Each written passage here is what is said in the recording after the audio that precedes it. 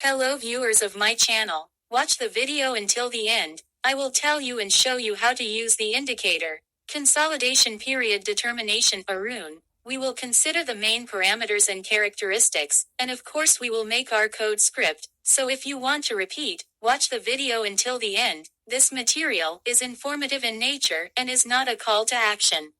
The Aroon indicator, often referred to as an up or down, is a range-bound technical indicator that is actually a set of two separate measurements designed to determine the number of periods that have passed since price made an X period high or low, with X is the number of periods set at the discretion of the trader. For example, a 25-day upper Aroon will use the number of days since price last recorded a 25-day high and then calculate a number between 0 and 100. A 25-day lower Aroon will do the same, except that it will calculate a number based on the number of days since the 25-day low. This number is intended to quantify the strength of the trend, if any. The closer the number is to 100, the stronger the trend. Not only is the Aroon a good trend indicator, but it is a useful tool for determining the period of consolidation.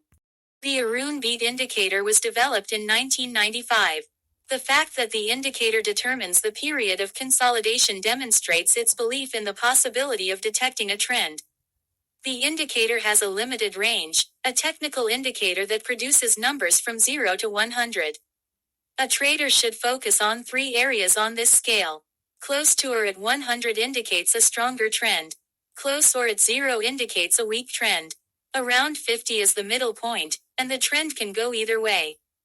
When an ascending Aroon is above 50 and approaching 100, and a descending Aroon is below 50, this is a good indication of the strengthening of the uptrend.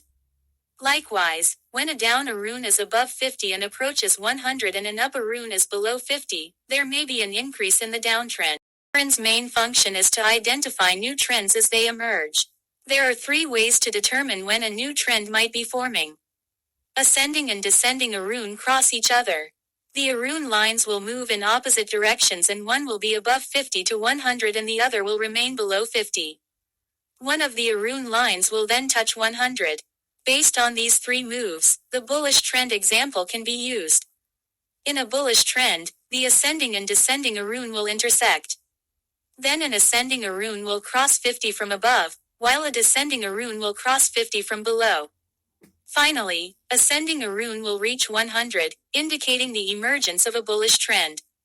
Another good feature of the Aroon indicator is its ability to indicate a consolidation period. This occurs when ascending and descending Aroon has gone below 50. This shows a sideways trend period, because neither bullish nor bearish trend has no power. The ascending and descending Aroon shows the right direction very well, when both move in unison.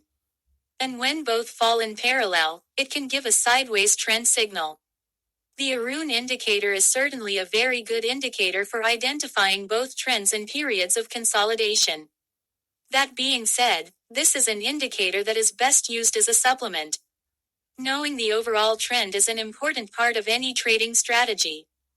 Using Aroon as a basis and combining it with additional indicators that are used to generate signals is probably the most effective way to use Aroon. Knowing the overall trend is an important part of any trading strategy. In our previous videos, we studied in detail on the indicator device, which has only one indicator window.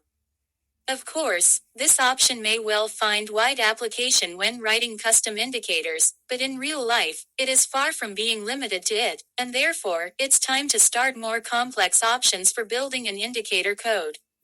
The Aroon indicator is an example of a twofold quantitative increase in the code size. The very formula of this indicator contains two components, bullish and bearish indicators, which are built in one separate window on the chart. To build an indicator, you need to have only two indicator windows. At its core, it will not differ from the indicator scheme. In practice, it's easy to duplicate the same code twice with different numbers in the indicator window. The indicator uses three horizontal levels with knowledge of 30, 50 and 70. To display the levels, they must be written in the indicator code. Nothing needs to be changed for the indicator input compared to the previous version, only minor name changes. But the arrays that will be used as an example will now be two, with different names. We do exactly the same with the function block. First, we make adjustments to the window code with a 0 value. Now about the accuracy of drawing the indicator. The indicator range itself is from 0 to 100 units, and the entire range is always present on the chart. In this situation, it is quite possible to get by with only integer values for displaying the indicator on the chart. This call form is not suitable for building the Aroon indicator code because it does not contain the high and low price arrays. These arrays are available in the second form of calling this function. The code itself for calculating the boundaries of the change of the cycle variable, checking the data for validity for the calculation has not changed. But there is a certain problem with algorithms for calculating indicator values. The fact is that the terminal does not have built-in functions for determining the position of the maximum and minimum for the period from the current bar in the direction of decreasing index. One way out of this situation is to write such custom functions yourself. The easiest way out is to select the code of these functions in the indicator with the mouse, copy them in the Exchange window and paste them into our code, for example, after the description of the function at the global level. For complete symmetry of the chart with respect to level 50, we will slightly correct the vertical shift in the indicator code compared to the original, using a value of 0.5. The task of finding the index position of an element with the maximum or minimum value at a distance no greater than Aroon period from the current bar can be solved in a slightly different way. The terminal has built-in functions array maximum and array minimum for searching for extremums, but they do it in the direction of index growth. For the normal operation of the algorithm, this should be done in the direction of decreasing index. The simplest solution in this situation is to change the direction of indexing in the indicator and price buffers using the array set as series function. But in such a situation, you should change the direction of recalculating bars in the loop operator and make another calculation to initialize the first variable. Change the name of the first variable to a more appropriate limit in this situation. In this version of the code for the loop statement inside curly braces, the calculation of indicator values is in many respects similar. So this approach to writing the onCalculate function can be used to convert indicators with minimal code changes. It remains only to add that with a correct, conservative and meaningful approach to solving such problems, the solution itself turns out to be a little more complicated. At the heart of a deep understanding of any intellectual subject, no matter what, be it mathematics, music or programming, there is a thorough study of the most fundamental foundations of such a subject. It's great when such a study coincides with the development of a person and he learns the basics of a particular science at a fairly young age.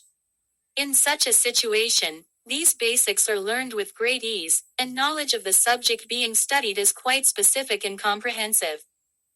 Alas, most individuals approach everything related to financial and stock markets at a fairly mature age, and in such a situation it is very problematic to start this, in general, difficult work on your own from the necessary, simplest level of understanding.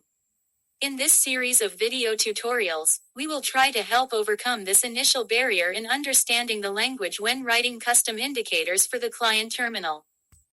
The first glance at the indicator code, objects of this type immediately catch the eye, which have no direct relation to the executable program code, and are intended for the convenience of human perception of the program code and displaying a certain semantic content of some parts of this code.